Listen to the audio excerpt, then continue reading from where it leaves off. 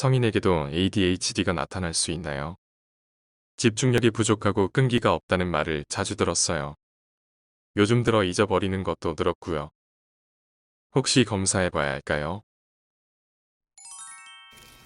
안녕하세요. 권선근 원장입니다. 소아청소년 ADHD는 많이 들어보셨을 텐데요. 평소 화를 잘 참지 못한다고 지적받거나 유독 덜렁대고 상사의 말을 잘 잊어먹어 실수가 잦은 사람들이 있습니다. 이때 그냥 성격 탓으로 돌리거나 그 사람의 업무 능력 부족 혹은 조직 적응 실패로 여기는 경우가 대부분인데 그중 일부는 성인 ADHD 환자일 수도 있습니다. 자세히 알아보겠습니다. 성인 ADHD는 성인이 된 후에 발병하는 것이 아니라 어릴 때 가지고 있던 ADHD 증상을 모르고 지나쳤거나 방치해서 성인기에 발견되는 것입니다. 학계에서 추정하는 성인 ADHD 환자의 수는 한국 성인의 4%, 약 120만 명으로 보고 있습니다. 소아청소년 ADHD가 낫지 않고 성인기까지 지속되는 경우가 30%에서 많게는 70%에 이르는 것으로 밝혀졌습니다. ADHD는 연령이 증가함에 따라 과잉 행동은 감소하지만 대신 충동 조절이 어렵고 주의 집중력이 떨어집니다. 성인 ADHD는 아이 때와는 달리 대인관계의 어려움, 잦은 교통위반과 사회경제적 성취 저하 등으로 나타납니다. 자기중심적이고 충동적인 성향을 보이며 남을 쉽게 무시하고 규칙을 잘 어깁니다. 또한 불같이 화를 내면서 주변에 대한 불평불만이 많은 모습을 보입니다. 이러한 특성들은 직장 생활이나 결혼 생활에서도 나타납니다. 직장인 ADHD는 사소한 실수가 많고 계획적으로 일을 처리하는 능력이나 업무의 효율성이 떨어져 능력을 인정받기 어려운 경우가 많습니다. 반복되는 일에 쉽게 흥미를 잃으므로 이직, 퇴직률이 높습니다.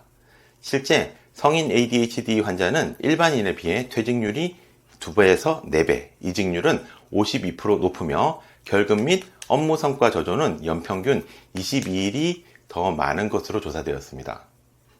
특히 주부는 ADHD를 앓고 있다는 사실을 모르는 경우가 많습니다. 평소 살림이 엉망이거나 자녀들에게 불쑥불쑥 화를 잘 내며 건망증이 심하고 부부싸움이 잦을 수 있습니다. 이성에 대한 유혹에 약한 성향을 보이며 음주나 흡연을 조절하지 못하고 게임이나 도박 중독에도 빠지기 쉽습니다. 실제 성인 ADHD 환자의 이혼율은 정상인보다는 2배 높고 혼외 정사는 4.6배 많다는 조사 결과도 있습니다. 성인 ADHD는 크게 3가지 유형으로 나뉩니다. 첫 번째는 성인기에 잘 지내고 대조군과 차이를 보이지 않는 경우입니다. 이는 완치된 경우에 가깝습니다.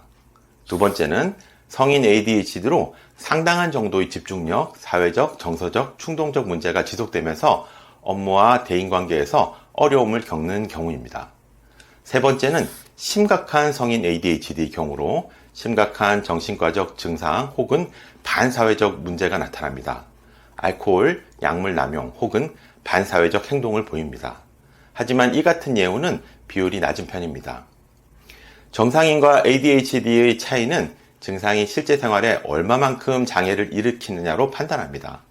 가정생활이나 직장 및 단체 생활을 하기 힘들 정도라면 한 번쯤 치료를 고민해 봐야 합니다. 성인 ADHD는 예방과 조기 치료가 최선입니다. 키가 어릴 때만 자라듯 뇌 또한 소아청소년 성장기에 발달이 완성됩니다. 이때 뇌발달, 뇌기능 문제가 생기면 성인 ADHD가 발생할 수 있습니다. 소아청소년 ADHD 유발 요인이기도 한 비염, 코막힘으로 인한 수면장애, 간헐적 저산소증을 개선시키고 유아기에 항생제 오남용을 줄여야 합니다. 그리고 침, 한약 같은 한의학 치료가 ADHD 개선에 도움을 줄 수 있습니다. 성인 ADHD 환자들은 여러 일을 동시에 계획하고 실행하는 것을 어려워합니다. 생활 속에서 탁상 달력이나 휴대폰에 있는 캘린더와 같이 항상 사용할 수 있는 도구를 이용해 해야 할 일을 미리 계획하고 실행하도록 훈련하는 것이 아주 중요합니다. 이상 성인 ADHD에 대해 알려드렸습니다. 감사합니다.